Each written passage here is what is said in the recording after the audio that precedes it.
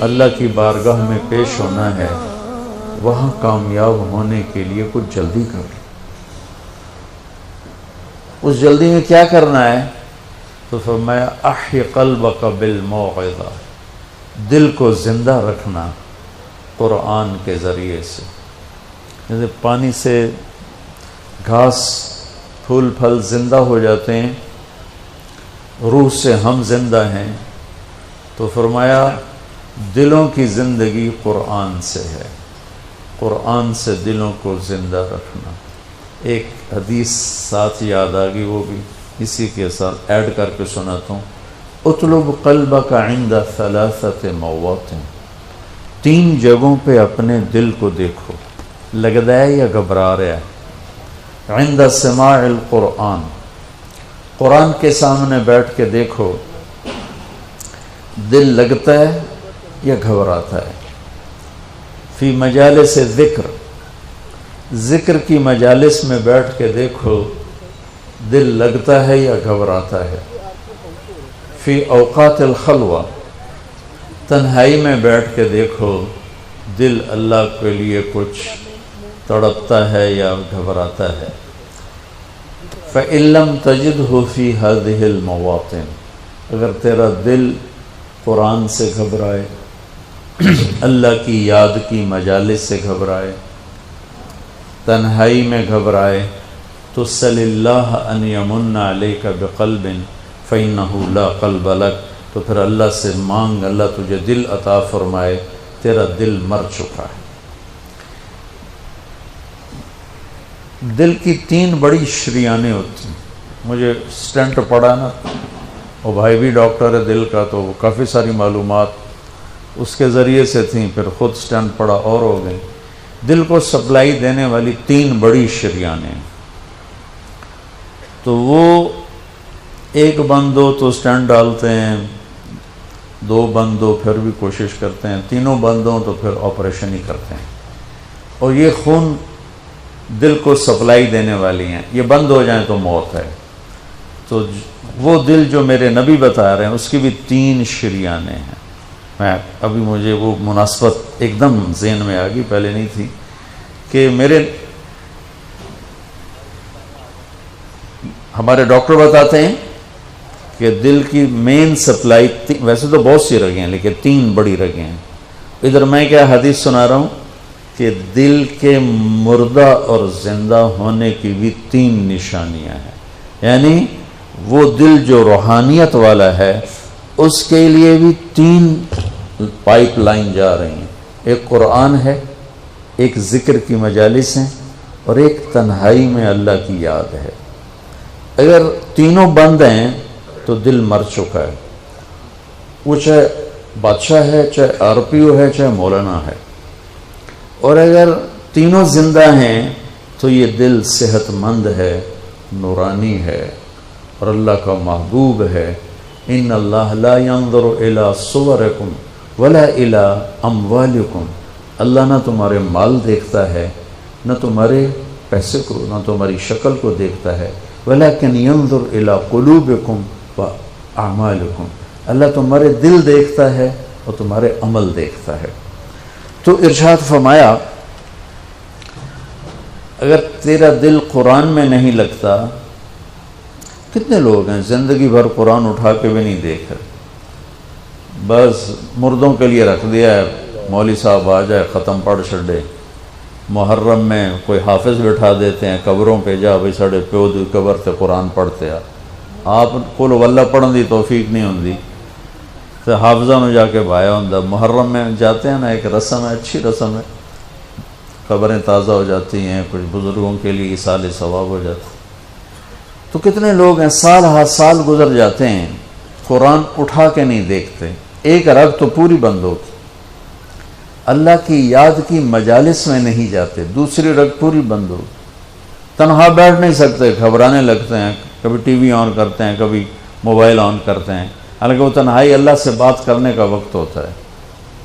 تو بھائیو، اس مردہ دل کے ساتھ کوئی مر گیا تو موت بڑی خوفناک چیز، موت سے خوفناک کوئی چیز نہیں ہے پھر۔ اور زندہ دل لے کر اگر موت آ گئی تو موت سے خوبصورت کوئی تحفہ نہیں۔ اس سے خوبصورت کوئی پیغام کوئی. تو میں حضرت علی کی بات عرض کر رہا تھا، احی قلبک بالموعظہ، اس دل کو زندہ کرا کس سے؟ قرآن سے. اخبار بھی تو روزانہ پڑھتے ہیں ہم، یہ کتنے ڈھیر لگے پڑے. تو میرا دل جو زندہ ہوگا وہ قرآن سے ہوگا. وَنَوِّرْهُ بِالْحِکْمَةِ، اور اسے روشن کر. وہ کس سے؟ کہا نبی کی باتوں سے، نبوت کے تذکروں سے، نبوت والے اخلاق سے، نبوت نبی کی سیرت سے اس کو زندہ کر. وَقَوِّهِ بِالزُّهْدِ، اور دنیا کی بے رغبتی سے اس کو طاقت دے. دل کا ٹونک زہد ہے، دنیا کی بے رغبتی. وَظَلِّلْهُ بِالْمَوْتِ، اس کی بھی لگام ہے، بے لگامہ ہو جائے تو تباہی پھیر دیندہ ہے. اس کو لگام چڑھا موت کی یاد کی. وَقَرِّرْهُ بِالْفَنَا، اور اس سے اقرار لے کہ مر جانا ہے، مر جانا. بھائیو، بڑے سے بڑے عدد کو زیرو سے ضرب دو تو زیرو ہو جاتا ہے. 100 انٹو 0 0، اور ٹریلین انٹو 0 0، 1 خرب ضرب 0 0. اللہ کی قسم، ساری زندگی کی عزت، دولت، شہرت، بلندیاں، مرتبے، حیثیتیں، عہدے جب موت سے ضرب کھاتے ہیں زیرو ہو جاتے. تھوڑی دیر پہلے وہ مولانا طارق جمیل کہلا رہا تھا، اور 1 سیکنڈ کے بعد ڈیڈ باڈی میت، ڈیڈ باڈی میت. اولاد بھی نہیں کہتی، اولاد بھی کہتی میت چاہو، منجی چاہو. ہمارے دیہاتوں میں کہتے ہیں منجی چاہو، میت چاہو. 1 سیکنڈ پہلے وہ ہے بادشاہ وقت، اور 1 سیکنڈ کے بعد وہ ڈیڈ باڈی کہلا رہا ہے، اور وہ میت کہلا رہا ہے، اور وہ مردہ کہلا رہا ہے. کہ ساری زندگی کی کمائیاں جب موت سے ضرب کھاتی ہیں نتیجہ زیرو ہو جاتا. صرف ایک ہستی ہیں جن سے پوچھا گیا، باقی تو کون پوچھتا. وقت لکم میعاد یوم لا تستاخرون عنہ ساعۃ ولا تستقدمون، تم سب کا ایک دن مقرر ہے، وہ آئے گا تمہیں اٹھا کے لے جائے گا. تو اس دن اگر اللہ مجھ سے راضی ہے تو میرے لیے موت سے بہتر کوئی تحفہ نہیں ہے. اور اگر اللہ مجھ سے ناراض ہے تو پھر موت سے خوفناک پیغام کوئی نہیں. دنیا بھی آخرت بھی. الصلاۃ، میری امت نماز نہ چھوڑنا. 90% لوگ نماز چھوڑ گئے. وما ملکت ایمانکم، اپنے نوکر، ملازم، غریب، ان پہ ترس کھانا، فرعون نہ بننا. حقوق اللہ، حقوق العباد. حقوق اللہ میں نماز سب سے اعلیٰ، حقوق العباد میں غریب سب سے اعلیٰ. تو ان کو سمیٹ کر پورا دین بتا دیا. الصلاۃ، میری امت نماز نہ چھوڑی. وما ملکت ایمانکم، اپنے نوکر چاکر، نوکرانیاں، غریب لوگ، ان پہ رحم کرنا. انہی 2 باتوں کو اب دہرا رہے تھے.